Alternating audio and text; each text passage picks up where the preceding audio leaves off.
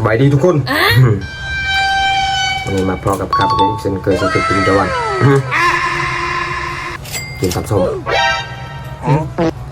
มาเด้อว้าว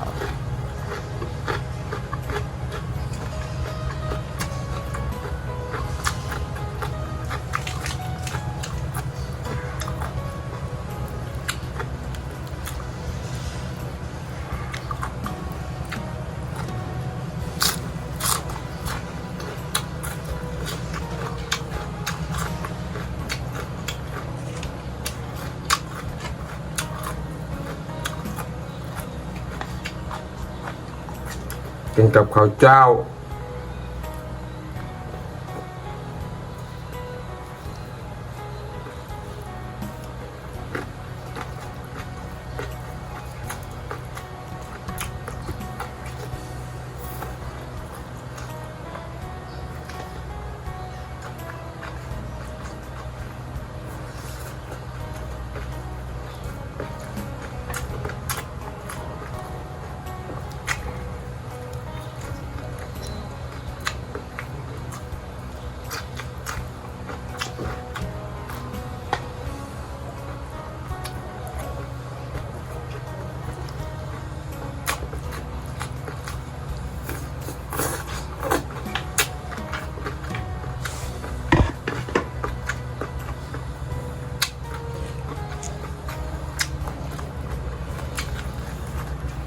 ผักสลัด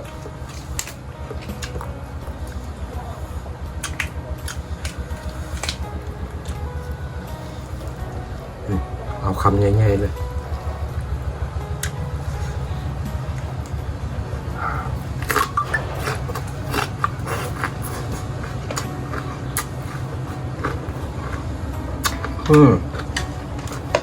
ลำเดอะลำเดอะ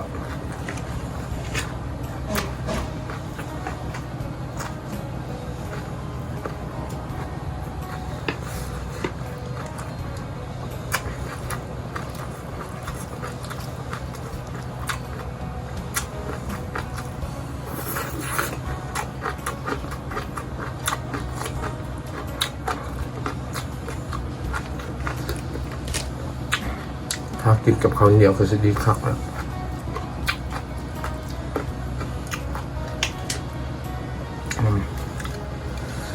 คำที่สองง่ายๆเลย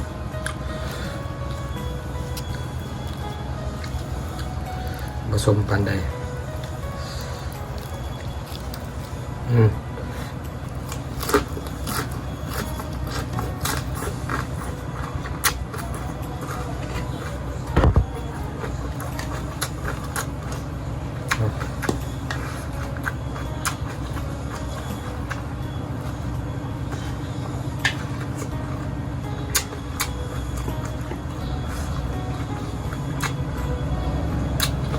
มือนี่ผักเวียก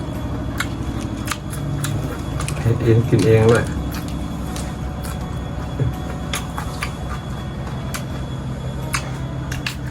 มาต่อคำที่สามนี่มะกอกโอ้มีแต่หน่วยมันนี่แต่มัน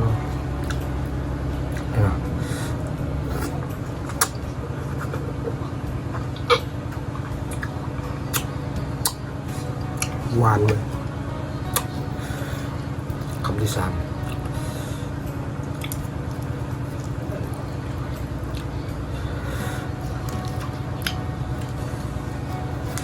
ใส่น้ำมัน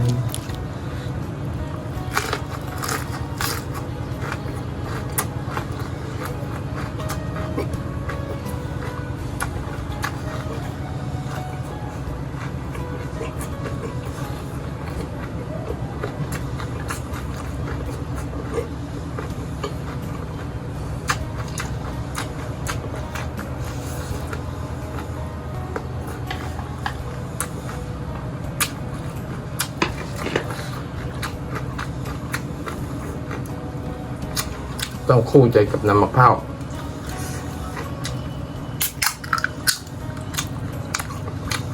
มา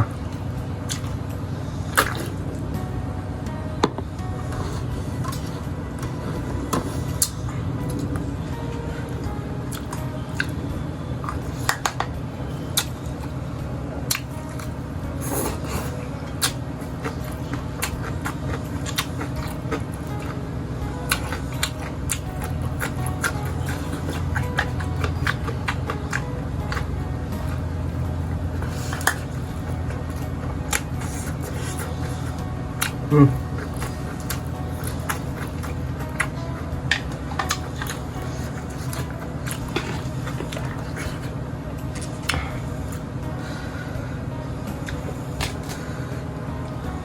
ย่างเดือดขวานหนึ่งเนี่ยโอ้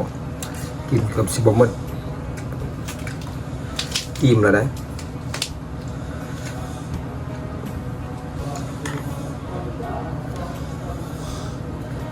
กับดีซีนะ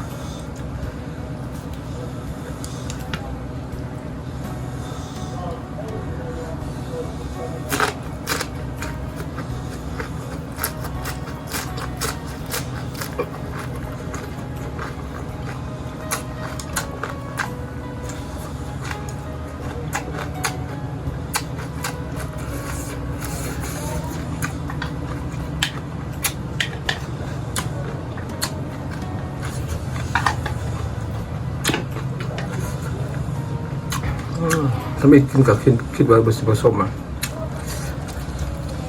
กินไปในสมไปเนี่ยมะนาวใส่4 หน่วยมะกอกอ่ะ3 หน่วยสม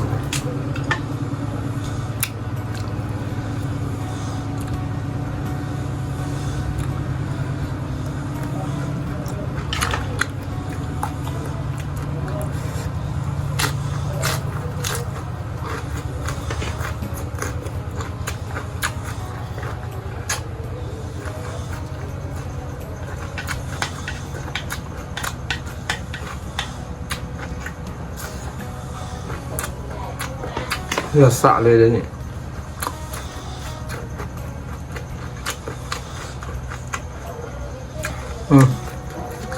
คลิปนี้ก็สำนี้แล้วทุกคนพอพอดคลิปหน้าจะใครกินยังเมนมาเด้อ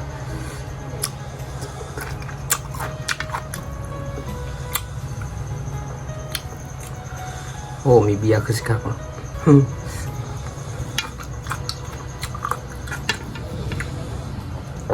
ขอขอบใจนะทุกคนคลิปนี้